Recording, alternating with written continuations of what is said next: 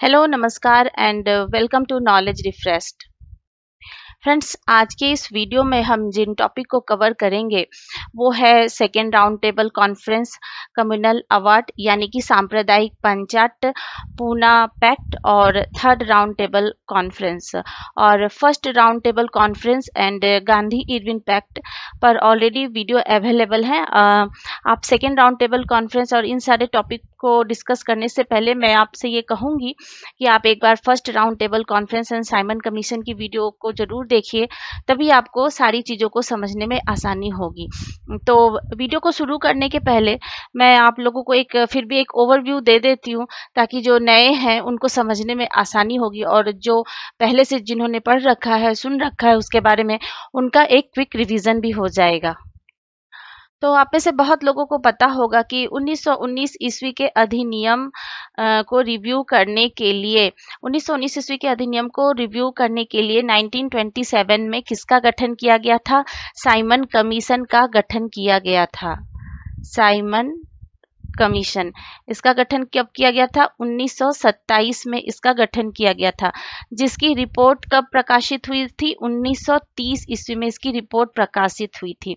और Simon commission की report पर डिस्कशन करने के लिए ब्रिटिश सरकार के द्वारा 3 राउंड टेबल कॉन्फ्रेंस का आयोजन किया गया, जिसमें भारतीयों को कहा गया कि आप आइए, आपके जो भी विचार हैं आप व्यक्त कीजिए और आने वाले जो भी संवैधानिक सुधार होगा हम उसमें उनको शामिल करेंगे।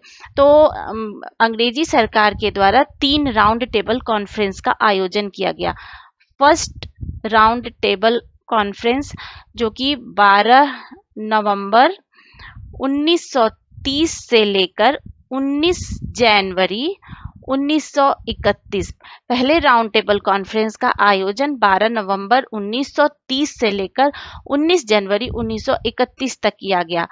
सेकेंड राउंड टेबल कॉन्फ्रेंस, इसका आयोजन 7 सितंबर 1931 से लेकर 1 दिसंबर 1931 तक किया गया।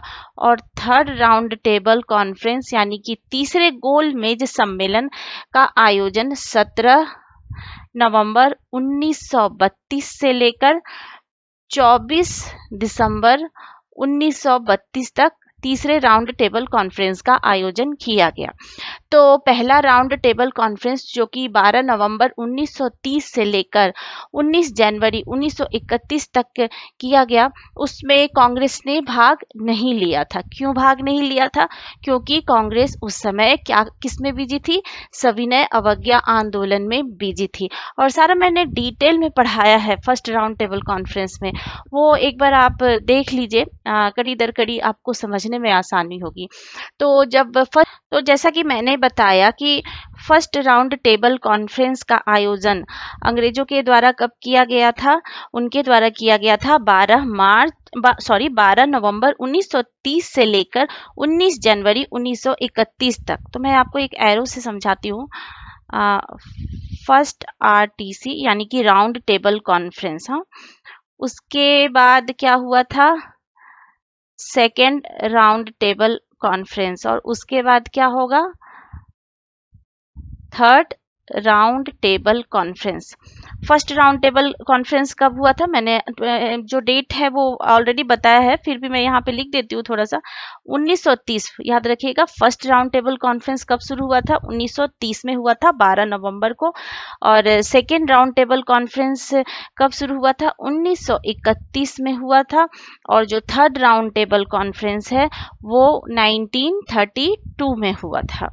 तो जो फर्स्ट राउंड टेबल कॉन्फ्रेंस अंग्रेजों के द्वारा किया गया, उसमें भारत के बहुत सारे देसी रियासत के लोग, जो ब्रिटिश भारत था उससे, और भी बहुत सारे लोगों ने भाग लिया था। राजनेता, बिजनेस क्लास के लोगों ने भाग लिया था। लेकिन पहले राउंड टेबल कॉन्फ्रेंस में किसने भाग नहीं लिया था? कांग्रेस ने भाग नहीं लिया था। क्यों भाग नहीं लिया था? क्योंकि उस समय कांग्रेस किस में बिजी थी? सिविल डिसोबीडियंस मूवमेंट चलाने में बिजी थी, यानी कि सविनय अवज्ञा अवज्ञा आंदोलन चलाने में बिजी थी। तो जब कांग्रेस ने भाग नहीं लिया पहले राउंड टेबल कॉन्फ्रेंस में, तो क्या हुआ, ये जो पहला राउंड टेबल कॉन्फ्रेंस था वो क्या हुआ, असफल हो गया। और उस समय भारत के जो वायसराय थे, कौन थे, इरविन थे।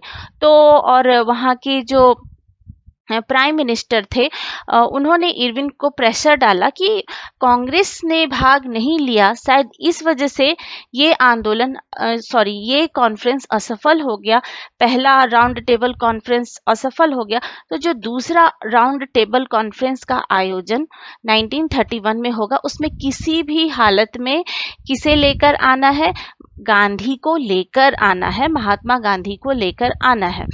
तो इरविन किसकी तरफ बढ़ा, गांधी जी की तरफ बढ़ा, और महात्मा गांधी और इरविन के बीच एक क्या हुआ, समझौता हुआ, जिसको क्या कहते हैं, गांधी इरविन पैक्ट। तो गांधी और उस समय के वायसराय के बीच एक समझौता हुआ, जिसे कहते हैं गांधी इरविन पैक्ट कहते हैं। ये कब हुआ था, 5 मार्च 1931 को, यानी कि 5 मार्च 1931 को गांधी जी और उस समय के वायसराय इरविन के बीच एक समझौता हुआ, जिसे गांधी इरविन पैक्ट कहते हैं। और उसमें बहुत सारी शर्तें थी, जिसमें एक तो शर्त ये था कि महात्मा गांधी को जो सविनय अवज्ञा आंदोलन है उसको स्थगित करना होगा, समाप्त नहीं करना होगा, स्थगित करना होगा। और एक दूसरी शर्त थी इरविन की तरफ से कि गांधी जी को सेकेंड राउंड टेबल कॉन्फ्रेंस में भाग लेना पड़ेगा, कांग्रेस को भाग लेना पड़ेगा। और बदले में इरविन ने भी बहुत सारी शर्तों को माना था, जैसे नमक बनाने का अधिकार मिला था, जितने भी राजनीतिक कैदी थे जिन पर हिंसा का आरोप नहीं था उनको रिहा किया था। तो बहुत सारे और भी पॉइंट थे, आप फर्स्ट राउंड टेबल कॉन्फ्रेंस देखिए, उसमें मैंने वो सारे पॉइंट डिटेल में डिस्कस किए हैं। और जब गांधी इरविन पैक्ट हुआ, तो अभी पैक्ट हो जाने से तो उसको मान्यता नहीं मिल जाती, अब कांग्रेस की मान्यता भी जरूरी थी, इसलिए कराची का विशेष अधिवेशन हुआ, कराची का अधिवेशन हुआ। ये विशेष अधिवेशन आयोजित किया गया, कब आयोजित किया गया, 29 मार्च 1931 को। 5 मार्च को गांधी इरविन पैक्ट हुआ और कराची अधिवेशन कब आयोजित किया गया, 29 मार्च 1931 को। उसमें जो पैक्ट था उसको मान्यता दी गई और गांधी जी कहाँ जाते हैं, सेकेंड राउंड टेबल कॉन्फ्रेंस में भाग लेने के लिए कहाँ जाएंगे, लंदन जाएंगे।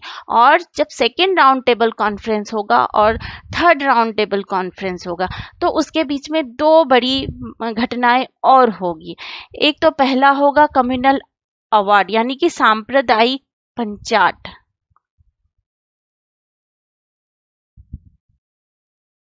जिसको कम्युनल अवार्ड भी कहते हैं, मैं शॉर्ट में लिख देती हूँ।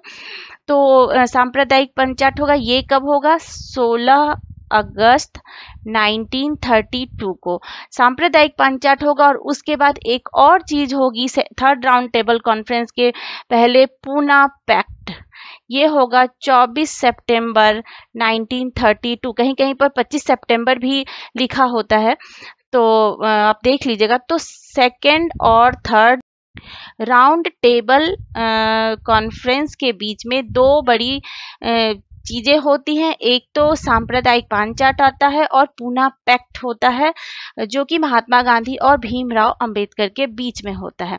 तो ये मेजर जो घटनाएं घटित हुई थी, आप इसको ऐसे याद रखेंगे तो समझने में आपको बहुत आसानी होगी।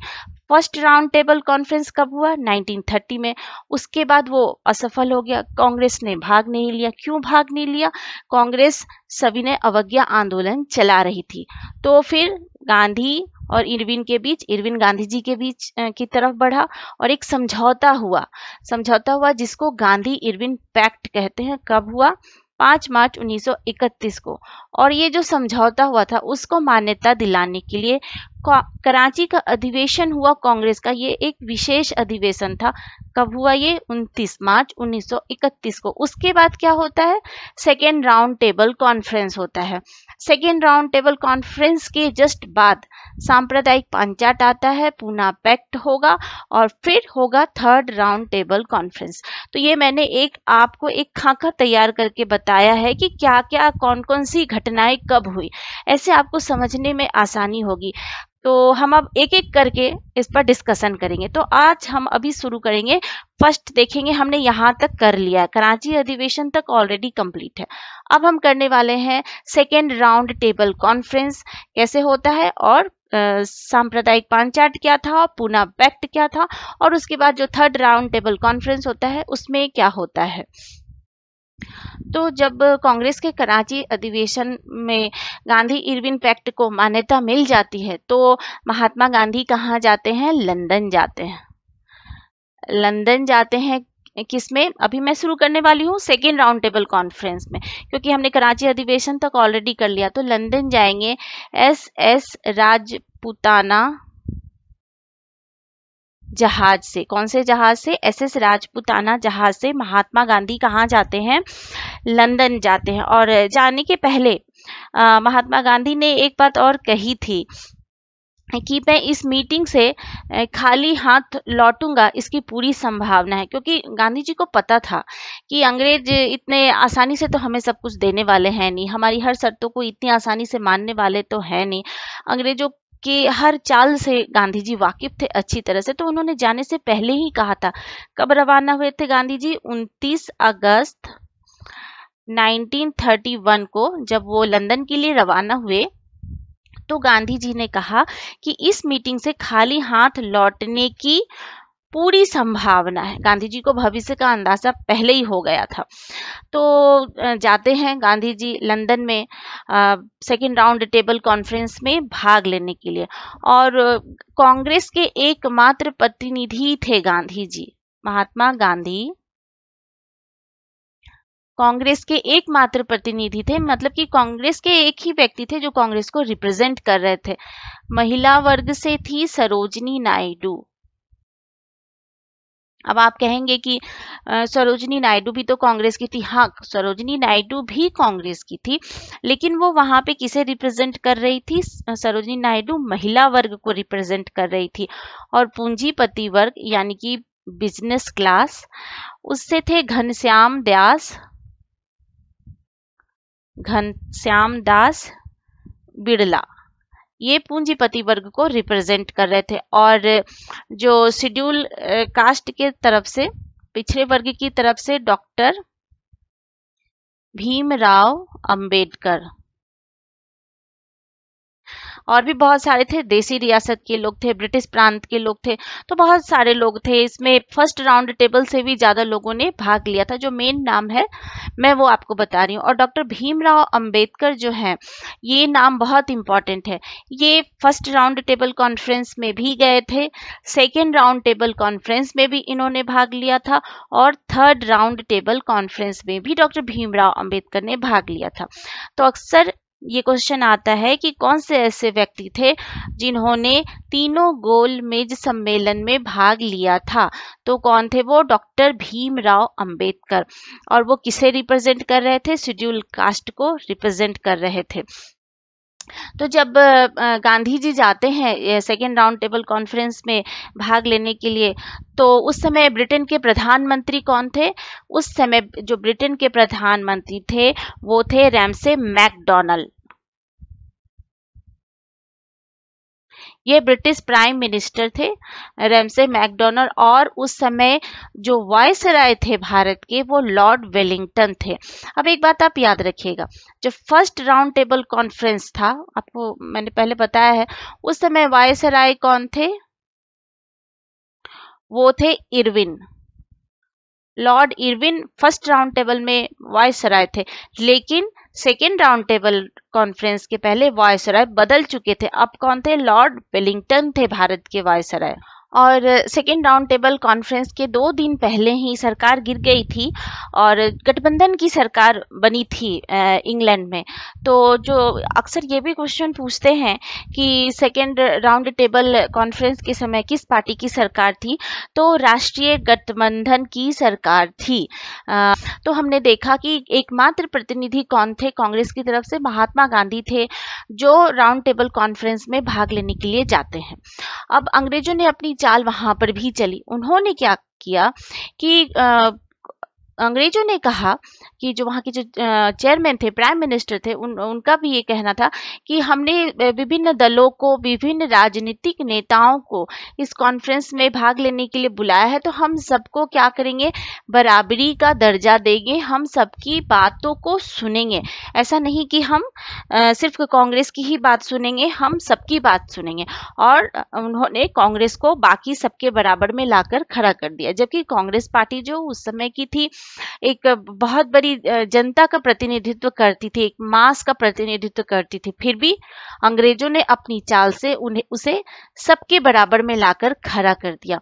और वहां पर बहुत सारी बातों का डिस्कशन हुआ, जिसमें जो शेड्यूल कास्ट है उनका भी डिस्कशन किया गया। उनको सीटें आरक्षित करने की बात की गई। डॉक्टर भीमराव अंबेडकर जो शेड्यूल कास्ट के थे, उन्होंने उनका प्रतिनिधित्व किया, शुरू से संघर्ष उन्होंने बहुत किया और अंग्रेजों को कहा कि चाहे किसी का भी शासन हो, हाँ, हमारे कास्ट को यानी कि शेड्यूल कास्ट को सम्मान कभी भी नहीं मिला, हमेशा से शोषित होते आए हैं, तो हमें आरक्षण चाहिए, हमें सीटें चाहिए, सीटें रिजर्व करने की बात कही। 150 साल हो गए अंग्रेजों के शासन को, फिर भी हमारे कास्ट की जो स्थिति है क्या वैसी की वैसी ही बनी हुई है।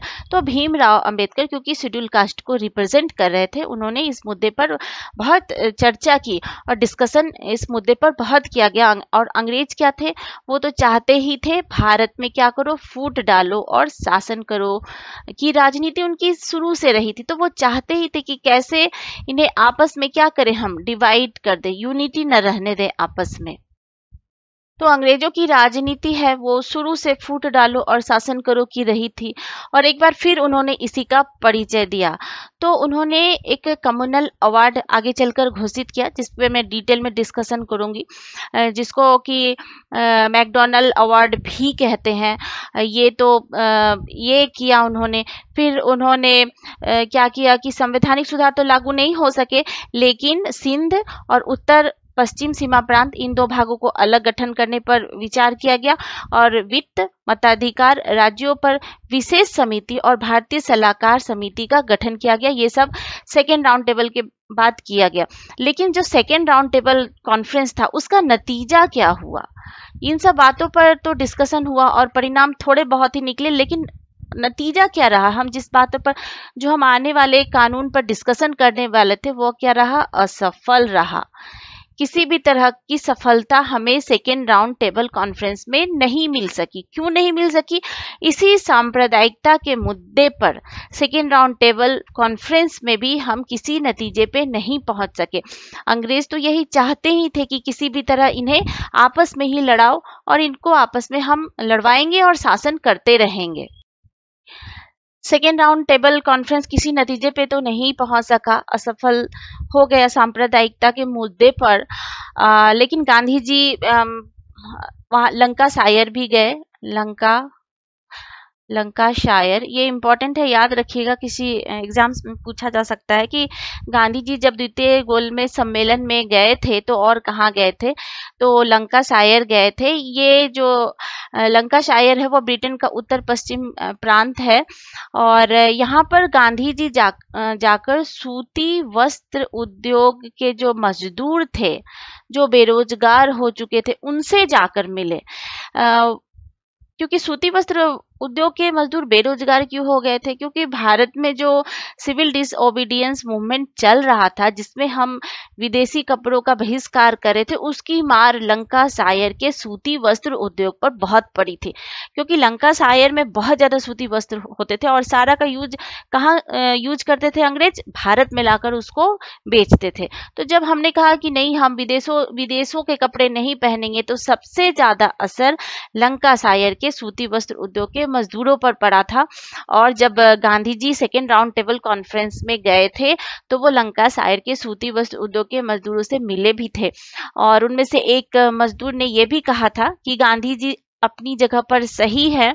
अगर मैं भी होता इंडियन और ऐसी स्थिति हमारे देश की भी होती, तो मैं भी शायद वही करता जो कि महात्मा गांधी ने किया। तो ये एक इम्पॉर्टेंट है, मुझे लगा आपको बताना चाहिए, आप इसको याद रखिएगा, कभी आ जाता है एग्जाम में कि Gandhi ji second round table conference में जब भाग लेने के लिए लंदन गए थे, तो वो और किस जगह पर गए थे। और सेकेंड राउंड टेबल कॉन्फ्रेंस का कोई नतीजा नहीं निकला, और ये कब खत्म हो गया? 1 दिसंबर 1931 को ये असफल रहा, समाप्त हो गया और खत्म हो गया। और गांधी जी भारत की ओर लौट आते हैं। और गांधी जी जब भारत आए, तो उस समय भारत का वायसराय कौन था? लॉर्ड वेलिंगटन था। और जब गांधी जी भारत पहुंचते हैं, बम्बई पहुंचते हैं, तो उनको रिसीव करने के लिए जवाहरलाल नेहरू जा रहे होते हैं। तो रास्ते में ही 28 दिसंबर 1931 को जवाहरलाल नेहरू को क्या किया जाता है? अरेस्ट कर लिया जाता है। जैसे ही सेकेंड राउंड टेबल कॉन्फ्रेंस असफल होता है, भारत के वायसराय लॉर्ड वेलिंगटन ने बहुत ही अपना कठोर रूप दिखाया। क्योंकि जो गांधी और इरविन के बीच जो पैक्ट हुआ था, उसको उसने मानने से इनकार कर दिया, उसकी कोई वैल्यू नहीं की वेलिंगटन ने। और भारत के जितने भी बड़े नेता थे, सबको अरेस्ट कर लिया गया। और नेहरू जी जो गांधी जी को रिसीव करने जा रहे थे, उनको भी अरेस्ट करके जेल में डाल दिया गया। और आगे चलकर गांधी जी को भी अरेस्ट कर लिया जाता है। और गांधी जी फिर से भारत आकर क्या स्टार्ट करते हैं? सिविल डिसोबीडियंस मूवमेंट स्टार्ट करते हैं। सविनय अवज्ञा आंदोलन फिर से, जो उन्होंने स्थगित किया था गांधी इरविन पैक्ट के तहत, उसको फिर से चालू करते हैं। लेकिन 4 जनवरी 1932 को क्या किया जाता है? गांधी जी को भी अरेस्ट कर लिया जाता है। अरेस्ट करके उनको कहाँ रखा जाता है? पुणे के यरवदा जेल में। पुणे के यरवदा जेल, ये वही यरवदा जेल है। आपने सुना भी होगा न्यूज में, संजय दत्त को जब सजा हुई थी, तो उन्हें भी यरवदा जेल में रखा गया। तो ये वही यरवदा जेल है, जिसमें महात्मा गांधी को 4 जनवरी 1932 को अरेस्ट करके रखा गया था। और 16 अगस्त 1932 को कम्युनल अवार्ड घोषित किया गया। कम्युनल अवार्ड, जिसको हम क्या कहते हैं? सांप्रदायिक पांचाट भी कहते हैं, या फिर इसको मैकडॉनल्ड अवार्ड भी कहते हैं। MacDonald award. अगर आपसे पूछे कि कम्युनल अवार्ड क्या है, सांप्रदायिक पांचाट क्या है और मैकडॉनल्ड अवार्ड क्या है, तो कंफ्यूज होने की बात नहीं है, सब एक ही है, तीनों एक ही चीज है। कम्युनल अवार्ड ही सांप्रदायिक पंचाट भी है और मैकडॉनल्ड अवार्ड भी है। क्योंकि उस समय ब्रिटेन के प्रधानमंत्री कौन थे? मैकडॉनल्ड थे, रैमसे मैकडॉनल्ड थे। तो उन्होंने घोषणा की थी इसकी, इसीलिए इसे मैकडॉनल्ड अवार्ड भी कहते हैं। कब घोषणा की थी? 16 अगस्त 1932 को। अब आखिर इसमें क्या क्या पॉइंट थे, क्या था जिसकी काफी तीखी प्रतिक्रिया महात्मा गांधी जी ने दी थी। और इस कम्युनल अवार्ड की बहुत आलोचना की महात्मा गांधी ने, और इस पर तीखी प्रतिक्रिया भी दी थी। तो आखिर क्या क्या पॉइंट थे जिसके कारण इस पर गांधी जी ने बहुत ऑब्जेक्शन किया था? सबसे पहला तो था कि प्रत्येक अल्पसंख्यक को उनकी जनसंख्या के अनुपात में आरक्षित सीट दी जाएगी। जितने भी माइनॉरिटी है उनको क्या दिया जाएगा? रिजर्वेशन। आरक्षित सीटें दी जाएंगी माइनॉरिटी कम्युनिटी को। तो आप में से बहुत को पता होगा 1909 की अधिनियम में किसको दिया गया? मुस्लिम्स को। और 1919 के अधिनियम के तहत जो सिख, ईसाई और एंग्लो इंडियन थे, सिख, ईसाई, एंग्लो इंडियन, इनको रिजर्वेशन दिया गया उनकी जनसंख्या के आधार पर। यानी ये कोई नई चीज नहीं थी, माइनॉरिटी को रिजर्वेशन देना कोई नई बात नहीं थी। 1909 में ऑलरेडी मुस्लिम्स को आरक्षण दिया जा चुका था और 1919 के अधिनियम के तहत इसी को बढ़ाते हुए सिख, ईसाई, एंग्लो इंडियन को भी रिजर्वेशन दिया गया था भारत में उनकी जनसंख्या के अनुपात में।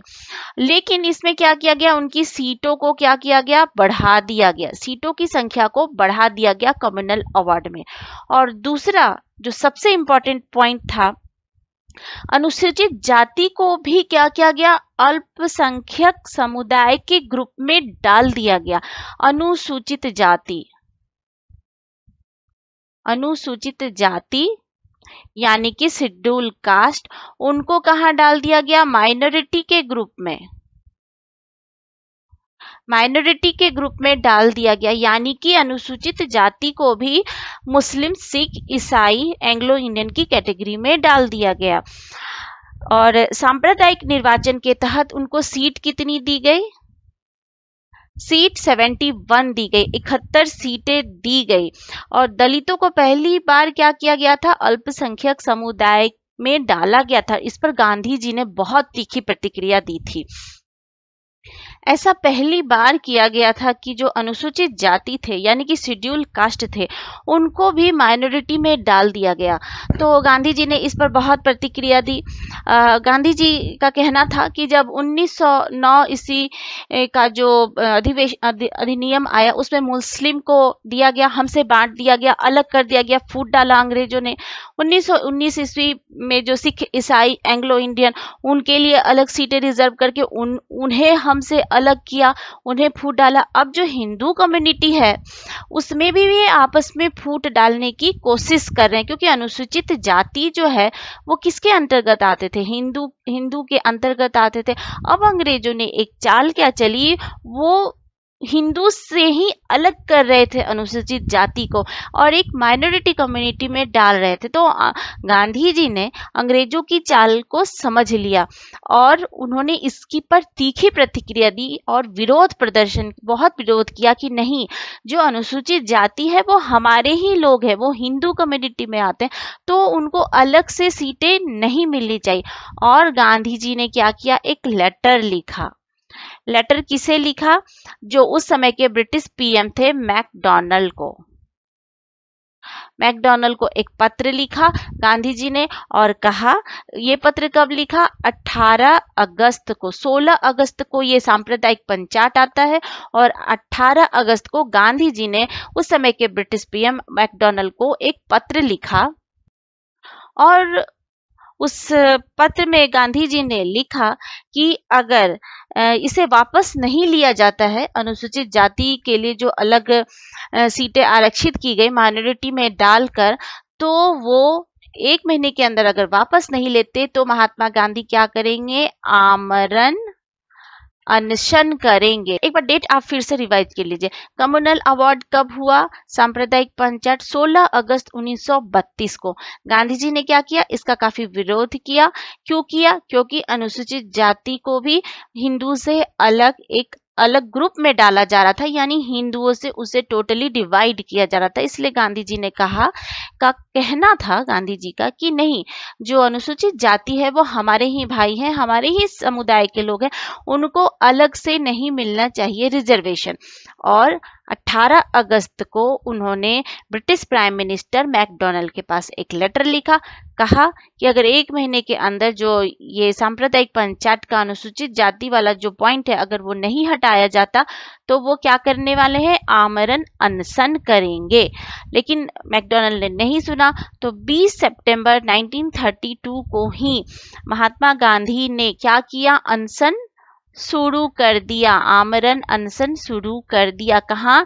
यरवदा जेल में ही। यरवदा जेल पुणे में ही आमरण अनशन शुरू कर दिया। तो जब गांधी जी ने अनशन शुरू किया उस समय उनकी एज भी ज्यादा हो चुकी थी और उनकी तबीयत खराब रहने लगी। और अम्बेडकर चाहते थे कि जो ये अनुसूचित जाति को जो सीटें आरक्षित मिली है वो बनी रहे, क्योंकि अम्बेडकर ने ही कहा था, जैसे मैंने आपको बताया सेकेंड राउंड टेबल कॉन्फ्रेंस में, कि जो अनुसूचित जाति है उनकी स्थिति सदियों से काफी वो खराब रही है। सदियों से उनका क्या होता आया है, शोषण होता आया है। तो हमें हमें हमें आरक्षण चाहिए, अम्बेडकर ने ही कहा था। बट अंग्रेज ऐसा आरक्षण देंगे ऐसा किसी ने नहीं सोचा था, लेकिन अंग्रेजों ने फूट डालने के लिए ऐसा आरक्षण दे दिया। तो अम्बेडकर खुश थे और अनुसूचित जाति के लोग खुश थे। तो जब गांधी जी ने आमरण अनशन किया तो सब लोग किसे समझाने लगे, अम्बेडकर को, कि आप एक बार गांधी जी से जाकर मिलिए, क्योंकि अम्बेडकर, भीमराव अम्बेडकर नहीं चाहते थे कि अनुसूचित जाति वाला जो पॉइंट है कम्युनल अवार्ड से वो हटाया जाए। वो चाहते थे कि सदियों से हमारा शोषण होता आ रहा है, तो अगर आज हमें रिजर्वेशन मिल रहा है तो उसमें क्या बुराई है, हिंदुओं से अलग मिल रहा है तो उसमें क्या बुराई है। लेकिन गांधी जी तो बहुत दूरदर्शी थे, उन्होंने अंग्रेजों की चाल को भांप लिया था कि ये हमें आपस में ही अब लड़वा रहे हैं। पहले हिंदू से लड़वाया, सिख ईसाई से हमें अलग किया, अब हमारी हिंदू कम्युनिटी के बीच ही आपस में फूट डाल रहे हैं। तो बहुत कहने के बाद मिलने के लिए अम्बेडकर जाते हैं महात्मा गांधी से यरवदा जेल में, जिसमें कि सबसे ज्यादा जो महत्वपूर्ण हाथ रहता है वो किसका है, मदन मोहन मालवीय।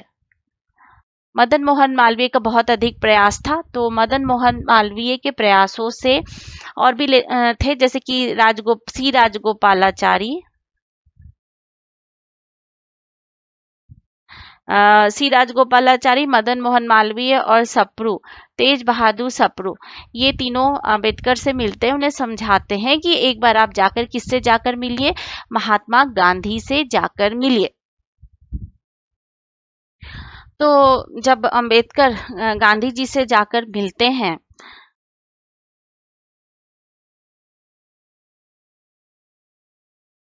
गांधी जी से जाकर कौन मिलते हैं, अम्बेडकर।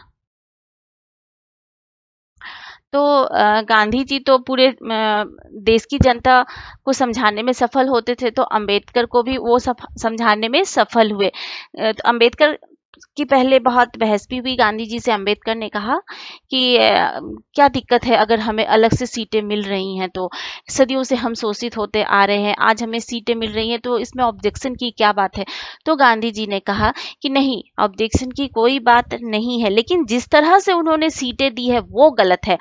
वो अम्बेडकर को ये समझाने में सफल हुए कि अंग्रेज क्या कर रहे हैं, डिवाइड एंड रूल की पॉलिटिक्स कर रहे हैं, डिवाइड एंड रूल की राजनीति कर रहे हैं, जो वो सदियों से करते आ रहे हैं। और अंग्रेज हिंदू को ही हिंदू से अलग करना चाहते हैं, यानी कि जो हमारे एससी भाई हैं वो हमारे ही लोग हैं, तो उनको अलग से सांप्रदायिक पंचायत के अंतर्गत क्यों रिजर्वेशन देना। उनको रिजर्वेशन मिलना चाहिए, लेकिन हिंदू कम्युनिटी के अंदर ही आरक्षण मिलना चाहिए और सीटें भी क्या होनी चाहिए, बढ़नी चाहिए। गांधी जी ये समझाने में अम्बेडकर को कामयाब हो जाते हैं कि जो शेड्यूल कास्ट हैं वो हिंदू का ही पार्ट है, तो हिंदू से अलग रिजर्वेशन उनको नहीं मिलना चाहिए। और अम्बेडकर भी समझते हैं, गांधी जी की बातों से वो आगे चलकर सहमत हो जाते हैं, और गांधी और अम्बेडकर के बीच में एक समझौता होता है जिसको क्या कहते हैं, पूना पैक्ट कहते हैं, यानी कि पूना समझौता कहते हैं। ये कब हुआ था, 24 सितंबर 1932 को। 24 सितंबर 1932 ईस्वी को महात्मा गांधी और भीमराव अंबेडकर के बीच में एक जो समझौता होता है उसे ही हम पूना समझौता या पूना पैक्ट भी कहते हैं। और बहुत सारे बुक में 24 सितंबर दिया है और कुछ बुक में 25 सितंबर भी दिया है, तो आप देख लीजिएगा एक बार कि कौन सा आपको आपके बुक में क्या दिया है। तो मैंने दोनों डेट देखे हैं, 24 भी देखा है, 25 भी देखा है। तो पूना समझौता होता है गांधी जी और भीमराव अंबेडकर के बीच में 24 सितंबर 1932 ईस्वी को। और इस समझौते में क्या क्या पॉइंट रखे जाते हैं? इस समझौते में रखे जाते हैं कि पहले अंग्रेजों ने जो सांप्रदायिक पंचायत थी उसमें सीटें कितनी दी थी, जैसा मैंने आपको बताया 71 सीटें दी थी। लेकिन जो पूना समझौता होता है उसमें गांधी जी ने क्या कहा, कितनी सीटें होनी चाहिए? 148 सीट होनी चाहिए। गांधी जी ने कहा कि 148 सीटें मिलेंगी शेड्यूल कास्ट को। 71 क्यों मिलेंगी, 148 मिलेंगी। और लेकिन वो सामान्य निर्वाचन प्रणाली के तहत मिलेगी, हिंदुओं के अंतर्गत ही सीटें रिजर्व करके मिलेगी। और वहां पर वोटिंग का अधिकार क्या होगा? सिर्फ शेड्यूल कास्ट को नहीं, जो भी लोग वहां रह रहे हैं सब लोग वहां पे वोटिंग करेंगे। तो गांधी जी ने कितने सीटों पर राजी कर लिया अंबेडकर को? 71 की जगह 148 सीटें दे दी। अंबेडकर भी खुश हो गए। उसमें से अब मैं आपको बताती हूँ कितनी सीटें किस प्रोविंस में मिली। मद्रास की अगर हम बात करें, मद्रास प्रोविंस में 30 सीटें दी गई। बंगाल में भी 30 सीटें दी गई। उत्तर प्रदेश वाला जो एरिया है उसमें 20 सीटें दी गई। फिर बम्बई और जो सिंध का इलाका था वहां से कितनी सीटें दी गई? 15 सीटें दी गई। पंजाब में दी गई थी करीब 8 सीटें दी गई थी पंजाब में। एंड बिहार प्लस उड़ीसा, वहां पर कितनी सीटें दी गई थी? 18 सीटें दी गई थी। और जो मध्य प्रांत था, सेंट्रल प्रोविंस, मध्य प्रांत, यूपी को संयुक्त प्रांत कहते थे उस समय, और मध्य प्रांत यानी अभी का मध्य प्रदेश, वहां पे कितनी सीटें दी गई थी? 20 सीटें दी गई थी। तो इस तरह से 148 सीटें दी गई थी शेड्यूल कास्ट को, जिसमें मद्रास में 30 सीटें, बंगाल में 30 सीटें, उत्तर प्रदेश वाले इलाके में 20 सीटें, बंबई और सिंध के इलाके में 15, पंजाब में 8, बिहार और उड़ीसा के क्षेत्र में 18 और मध्य प्रांत में कितनी सीटें दी गई? 20 सीटें दी गई। तो गांधी जी कितने दूरदर्शी थे और उन्होंने कितने दूर की सोची। महात्मा गांधी डॉक्टर भीमराव अंबेडकर के साथ एक समझौता करने में कामयाब हो जाते हैं। और अगर आप देखें तो अगर ये पैक्ट नहीं हुआ होता, गांधी जी ने अंग्रेजों की मंशा को नहीं समझी होती, तो दलित वर्ग जो है वो हमेशा के लिए हिंदू से अलग हो जाता, अलग सीटें हो जाती, तो वो एक अलग कम्युनिटी ही बन गया रहता। और गांधी जी नहीं चाहते थे कभी भी कि ऐसा हो, दलित हिंदू से अलग हो, वो ऐसा नहीं चाहते थे। वो जानते थे कि दलित हमारा ही पार्ट है, ये अंग्रेजों की एक चाल है। और उसके बाद ये पैक्ट होने के बाद, अंबेडकर के साथ पैक्ट होने के बाद, महात्मा गांधी ने दलितों के लिए, शेड्यूल कास्ट के लिए बहुत सारे काम भी किए। उन्होंने ऑल इंडिया अनटचेबिलिटी मूवमेंट भी चलाया, उनके उत्थान के लिए काम किए। और हरिजन नामक एक समाचार पत्र भी गांधी जी के द्वारा निकाला गया था। तो इस तरह से हमने देखा कि किस तरह पूना पैक्ट में महात्मा गांधी ने अंग्रेजों की जो चाल थी उसको कामयाब होने से रोका, और अंग्रेज अपनी चाल में कामयाब नहीं हो सके और रिजर्वेशन दिया गया शेड्यूल कास्ट को। एक बहुत ही दूरदर्शी सोच थी गांधी जी की, जो उन्होंने ये समझौता किया डॉक्टर भीमराव अंबेडकर के साथ। तो इस तरह से पूना पैक्ट होता है और जो अंग्रेजों की चाल थी वो कामयाब नहीं हो पाती। और इसके बाद होगा, पूना पैक्ट के बाद अब हम डिस्कस करने वाले हैं, किस पर डिस्कशन करने वाले हैं? तीसरे राउंड टेबल कॉन्फ्रेंस पर, क्योंकि पूना पैक्ट कब हुआ था? 1932 में हुआ था। उसके बाद तीसरा राउंड टेबल कॉन्फ्रेंस होता है, वो अब हम उस पर थोड़ा सा डिस्कस करेंगे। जो तीसरा राउंड टेबल कॉन्फ्रेंस अंग्रेजों के द्वारा आयोजित किया जाता है, थर्ड राउंड टेबल कॉन्फ्रेंस, ये कब से कब तक होता है? इसका टाइम पीरियड हम देखेंगे 17 नवंबर 1932 से लेकर 24 दिसंबर 1932 में, 1932। तो जो तीसरा राउंड टेबल कॉन्फ्रेंस होता है वो होता है 17 नवंबर 1932 से लेकर 24 दिसंबर 1932 में। कहाँ होता है? वहीं लंदन में ही होता है। और तीसरे राउंड टेबल कॉन्फ्रेंस में कांग्रेस ने भाग नहीं लिया था। कांग्रेस को एक्चुअली में इनविटेशन ही नहीं दिया गया था अंग्रेजों की तरफ से। और ब्रिटेन की जो तीन मेजर पार्टी थी, कौन कौन सी थी? Labour party, liberal party and conservative party.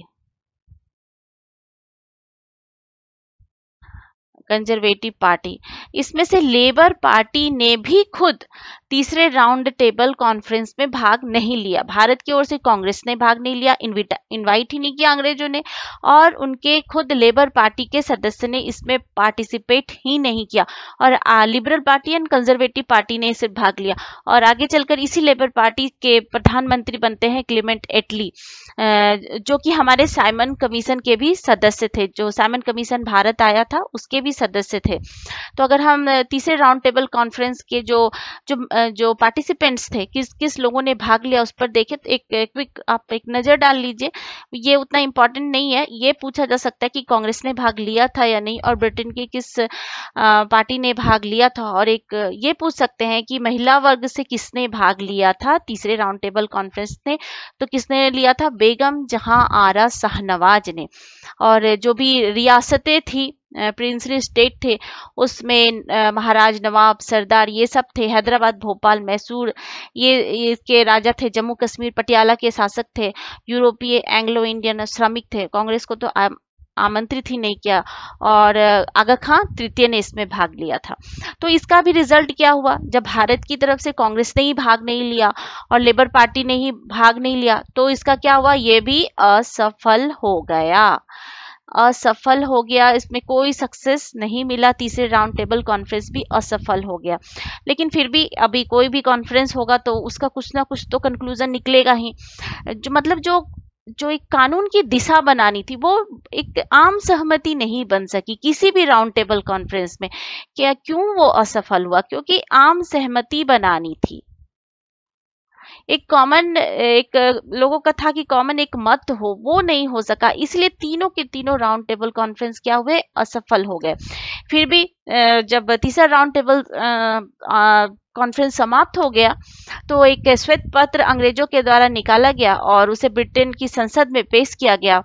और उसके लिए, भारत के लिए एक अधिनियम को बनाने के लिए एक संयुक्त चयन समिति की स्थापना की गई। एक चयन समिति बनाई गई संयुक्त रूप से सभी पार्टी के लोगों की तरफ से, ताकि भारत के लिए एक नया अधिनियम तैयार किया जाए। और जिसका क्या रिजल्ट था? 1935 का भारत शासन अधिनियम, भारत सरकार गवर्नमेंट ऑफ इंडिया एक्ट 1935। यानी कि जो साइमन कमीशन था, एक बार मैं ओवरव्यू बता दूं, साइमन कमीशन पर डिस्कशन के लिए 3 राउंड टेबल कॉन्फ्रेंस का आयोजन किया गया। किसी पर भी सहमति नहीं बन सकी। तीनों जो सम्मेलन थे वो असफल हुए। और साइमन कमीशन के जो भी रिकमेंडेशंस थे, जो भी उनकी जो सिफारिशें थी, उसको जो 1935 के government of India act, Bharat सरकार अधिनियम है, उसमें से बहुत सारी चीजों को ले लिया गया। तो इस तरह से हमने तीनों राउंड टेबल कॉन्फ्रेंस को समझ लिया है, डिस्कस कर लिया है। आई होप कि आपको सारी चीजें, फैक्ट्स भी क्लियर हुई होगी। अब हम एक बार फिर से उसका एक रिवीजन कर लेते हैं कि कब कब क्या हुआ था।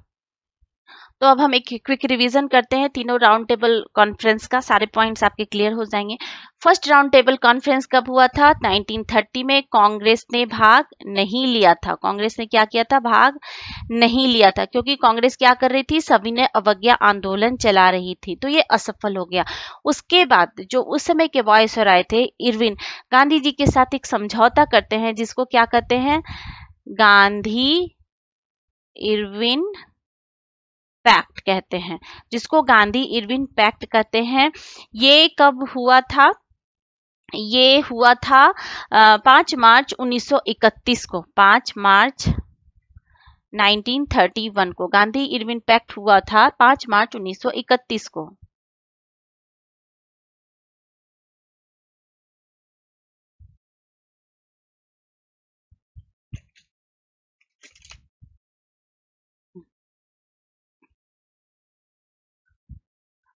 उसके बाद गांधी इरविन पैक्ट को मान्यता दिलाने के लिए कांग्रेस का एक विशेष अधिवेशन हुआ था कराची का। कराची का अधिवेशन हुआ था कांग्रेस का। ये कब हुआ था? 29 मार्च 1931 को। मैं आपको फिर से एक बार बता रही हूँ, ऑलरेडी मैंने बता दिया लेकिन अभी बता रही हूँ, आपको समझने में ज्यादा आसानी होगी इसलिए। तो कांग्रेस का कराची अधिवेशन किया गया कब? 29 मार्च 1931 को। और उसके बाद गांधी जी कहाँ जाते हैं? सेकेंड राउंड टेबल कॉन्फ्रेंस में भाग लेने के लिए कहाँ जाते हैं गांधी जी? लंदन जाते हैं। लेकिन सेकेंड राउंड टेबल कॉन्फ्रेंस भी क्या हो जाता है? असफल हो जाता है। किस मुद्दे पर असफल होता है? सांप्रदायिकता के मुद्दे पे असफल हो जाता है।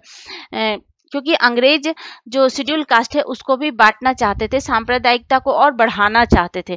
तो उसके बाद जब असफल हो गया तो अंग्रेजों के द्वारा, मैकडॉनल्ड्स के द्वारा, जो उस समय के प्राइम मिनिस्टर थे, कम्युनल अवार्ड लाया जाता है, यानी कि जिसे सांप्रदायिक पंचाट या फिर मैकडॉनल्ड अवार्ड भी कहते हैं। ये कब लाया गया? 16 अगस्त 1932 को कम्युनल अवार्ड लाया गया अंग्रेजों के द्वारा, ब्रिटिश गवर्नमेंट के द्वारा। और 16 अगस्त को जब ये हुआ उसके बाद गांधी जी ने क्या किया? एक चिट्ठी लिखी मैकडॉनल्ड को, कहा 1 महीने में अगर आप ये नहीं ठीक करते तो मैं क्या करूंगा? आमरण अनशन करूंगा। और फिर 20 सितंबर को गांधी जी क्या करते हैं? आमरण अनशन शुरू करते हैं। और गांधी जी 20 सितंबर को पुणे के यरवदा जेल से ही आमरण अनशन शुरू कर देते हैं और उनकी तबीयत खराब होने लगती है। फिर मदन मोहन मालवीय, सी राजगोपालाचारी और तेज बहादुर स्प्रू के प्रयासों से महात्मा गांधी और अंबेडकर के बीच बातचीत होती है और उनके बीच एक समझौता किया जाता है जिसको क्या कहते हैं? पूना पैक्ट। पीपी में लिख देती हूँ, याद रखने में आसानी होगी आपको। तो पूना पैक्ट होता है महात्मा गांधी और डॉक्टर भीमराव अंबेडकर के बीच। ये कब होता है? 24 सितंबर 1932 को। किसी किसी बुक में 25 सितंबर भी देते हैं। तो इस तरह से जो अंग्रेजों की चाल थी शेड्यूल कास्ट को, अनुसूचित जाति को हिंदुओं से अलग करके बांटने की और हिंदुओं को ही आपस में लड़ाने की, उसमें अंग्रेज असफल हो जाते हैं।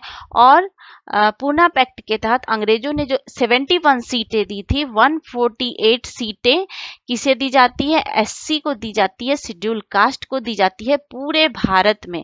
और साथ ही साथ अलग अलग प्रोविंस में अलग अलग सीटें दी जाती है और सेंट्रल गवर्नमेंट में भी उनको रिजर्वेशन देने का प्रावधान किया जाता है पूना पैक्ट के द्वारा।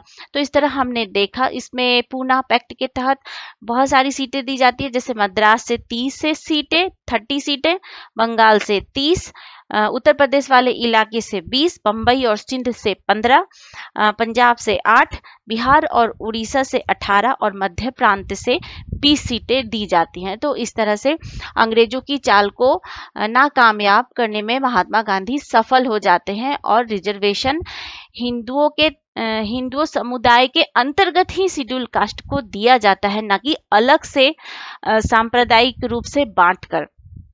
और उसके बाद थर्ड राउंड टेबल कॉन्फ्रेंस का आयोजन किया जाता है 1932 में, जिसमें भी कांग्रेस भाग नहीं लेती है और ब्रिटेन की भी एक फेमस पार्टी लेबर पार्टी भी पार्टिसिपेट नहीं करती है।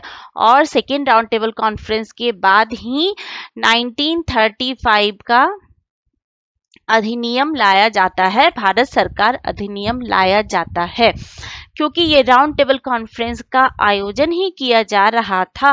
किस लिए? साइमन कमीशन की रिपोर्ट पर विचार करने के लिए। तो आई होप अब आपको पॉइंट सब कुछ क्लियर हो गया होगा।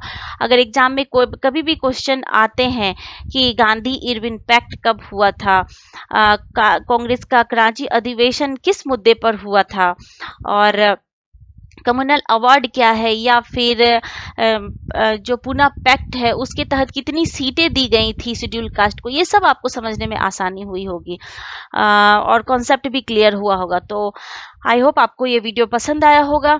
अगर आपको वीडियो पसंद आता है तो चैनल को लाइक, शेयर एंड सब्सक्राइब जरूर कीजिएगा। Thank you so much for watching. Thanks.